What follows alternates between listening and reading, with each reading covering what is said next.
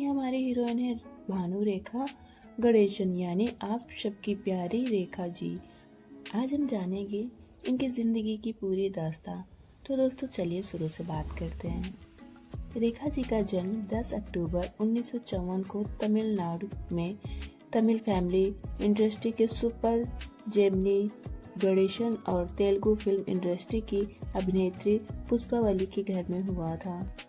लेकिन उस वक्त गणेशन और पुष्पावली अनमैरिड थे, यानी कि रेखा एक अनमैरिड की बेटी थी। लेकिन यह बात कई सालों के बाद बाहर आई। रेखा ने एक इंटरव्यू के दौरान बताया था इनके पिता इंडस्ट्री में एक्टिव थे, इसलिए रेखा को फिल्मों में मौके के लिए भटकना नहीं पड़ा, बल्कि आसानी से एंट्री मिल गई। जब ये मात्र 1 साल की थी तभी से इन्होंने इंडस्ट्री में कदम रख दिया था। रेखा ने बॉलीवुड में कदम साउथ इंडस्ट्री से रखा। साउथ इंडस्ट्री में काम करने के बाद रेखा ने हिंदी की तरफ खुद ही रुख नहीं किया था, बल्कि बिजनेसमैन और प्रोड्यूसर कुलजीत पाल ने उन्हें जेमिनी स्टूडियो के दौरान देखा था और झटपट स्क्रीन टेस्ट लेकर अपनी 5 फिल्मों के लिए साइन करवा लिया था।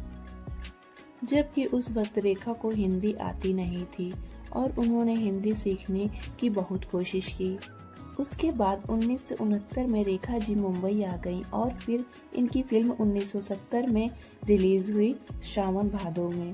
पहली फिल्म थी रेखा जी की, फिल्म हिट रही और रेखा नवीन निश्चल के साथ इनकी जोड़ी को खूब पसंद किया गया।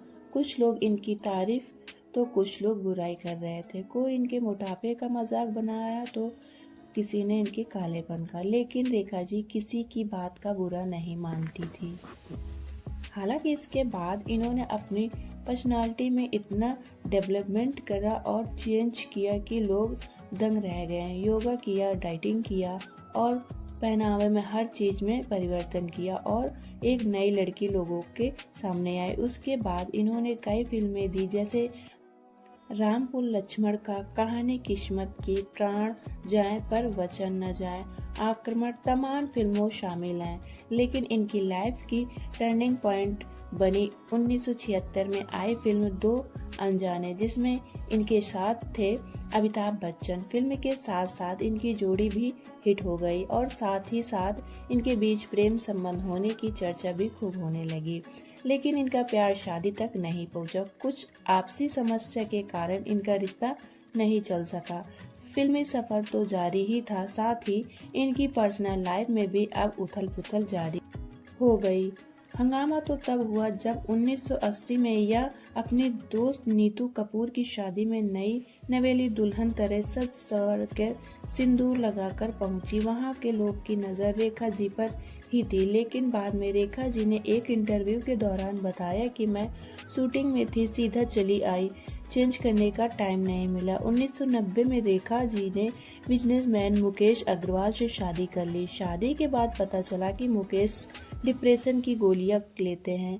वे क्रॉनिक डिप्रेशन के शिकार थे और कुछ ही महीनों के बाद मुकेश जी ने रेखा जी के ही दुपट्टे से फांसी लगा ली थी और उन्होंने अपने सुसाइड नोट पर लिखा था कि उनके इस कदम के लिए वो खुद जिम्मेदार हैं, कोई और नहीं। लेकिन इस घटने के बाद रेखा जी पर कई सवाल खड़े हुए, जहां तक कि उन्हें कोल्ड हार्ट वाली स्त्री भी कहा गया। पति की मौत के बाद भी रेखा जी श्रृंगार करना नहीं छोड़ी और उनकी मांग में चमकता सिंदूर की रेखा आज भी एक रहस्य है।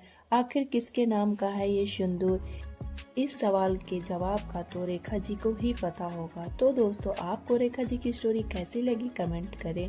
आज के लिए बस इतना ही, फिर मिलते हैं नेक्स्ट वीडियो में। अगर आप मेरे चैनल पर पहली बार विजिट किए हो तो चैनल को सब्सक्राइब करें। Bye bye.